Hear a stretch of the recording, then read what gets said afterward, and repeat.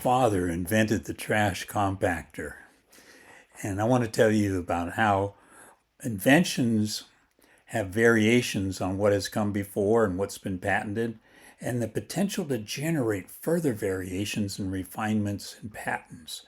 And this is what happens with my dad. And I want to tell you the story of the invention and my involvement and give you a sense of it. And then I'll get into patents and the spiral patterns that form around patents, one to another, that I call spiral fractals. And I want to understand, is there some quantum mechanic aspects to this notion of the fractal spiral? But let me give you the story first, because that's what's interesting. Please like, share, and subscribe this video.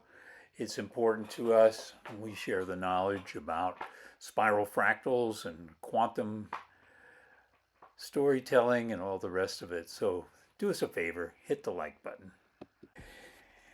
Fresh out of boot camp in 1968, on my way to Vietnam, for sure, I walked into his shop in Passaic, New Jersey, knowing he would be there working, as always, and not at home.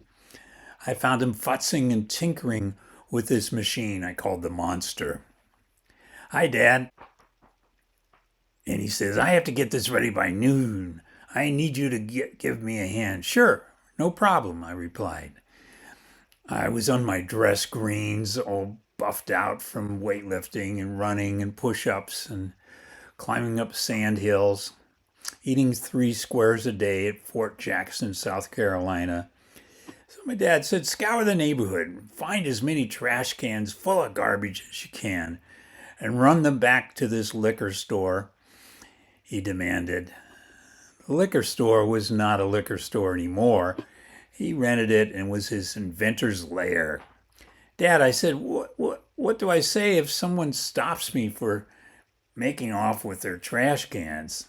"They won't," he replied. "I do it all the time. Just tell them it's for Daniel, the crazy inventor."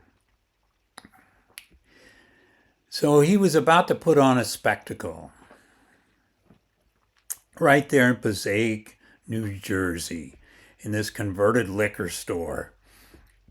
And I brought in the trash cans one at a time. Seemed like about 20 of them. And he proceeded to throw the trash into the chute of his invention, a trash compactor, to be used in apartment buildings, manufacturing, office buildings, etc. You know those chutes you have where you throw the trash down? Well, at the bottom, he'd have his machine. It was a cylinder inside of a cylinder that crunched through the garbage as it comes down the chute. It was perfumed with maraschino cherries extract.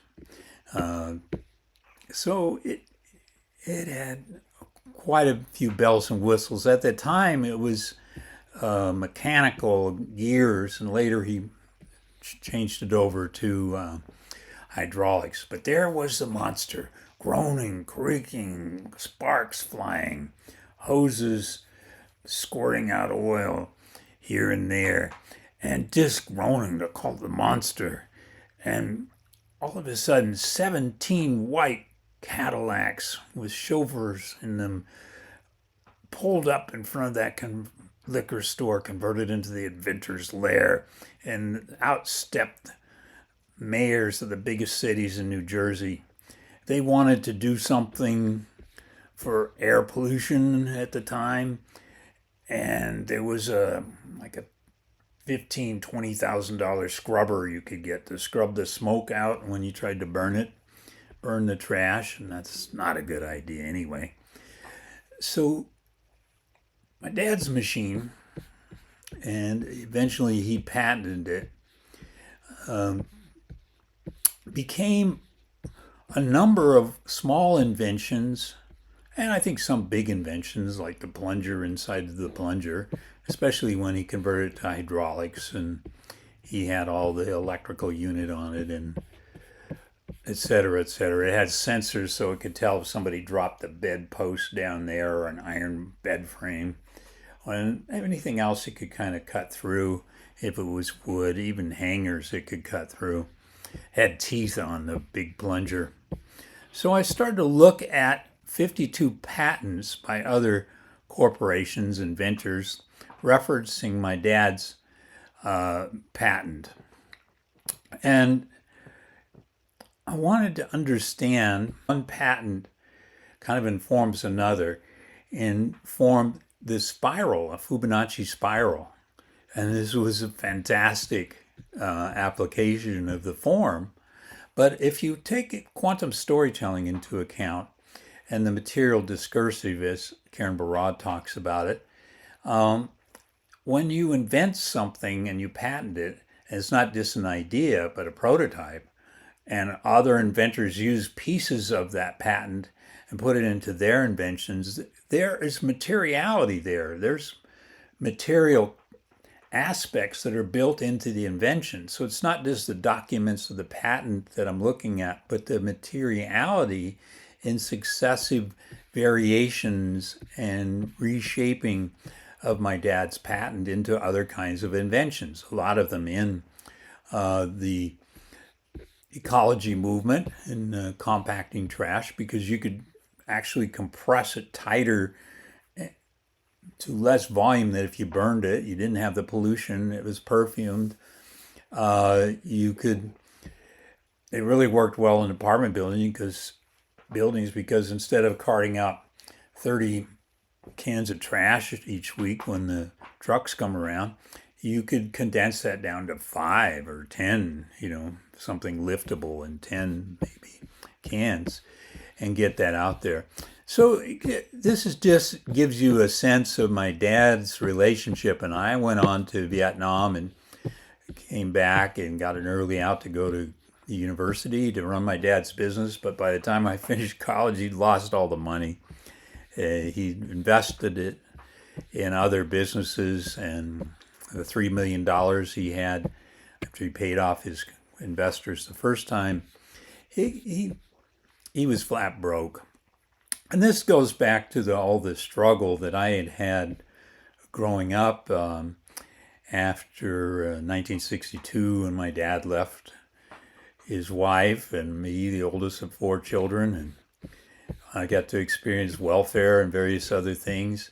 So to encounter him after boot camp, and we had sort of made up our differences and got through our disagreements. And then he had patent number 4177484 that he filed first time in 77 and issued in 79. And, it was interesting in 1968 to be there working on the early prototype of that machine. Now, he was a happy guy in the Navy.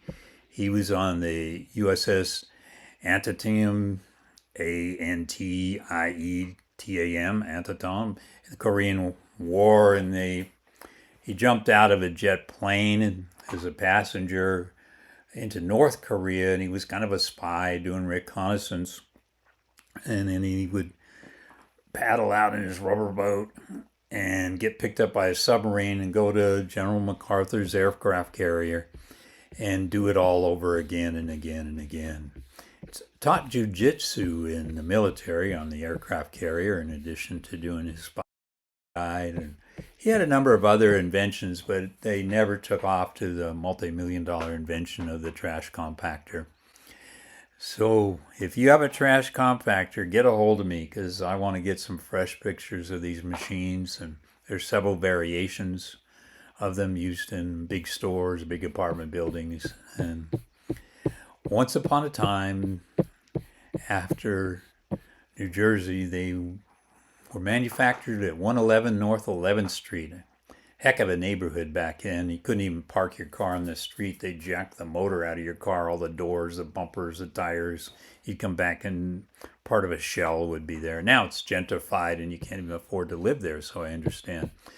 Anyway, patents that have a spiraling pattern with quantum storytelling And there's many kinds of quantum storytelling, but here we're looking at the material discursive aspects, the discursiveness of patents, but the materialities of the inventions and how they're an inseparability, especially when most inventions are variations of what came before and have the potential to generate further variations or refinements. That's what Durham says about these relations of patents and inventions.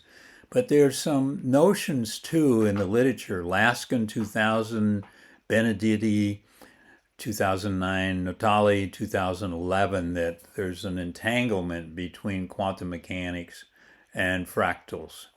So, show you some of the books that Tanya Henderson and I did. And if you want to pursue this, we have the annual December conference in Las Cruces, New Mexico. And if you're studying fractals and quantum physics, come and look us up. We're interested in all kinds of storytelling around that. This is David Boje, and I'm the son of a crazy inventor. Bye. Please like, share, and subscribe. This is my father, Daniel Quinten Boje, riding a tricycle. The crazy inventor. Fun-loving, good to be around. Invented things his whole life. Join us again. Bye now.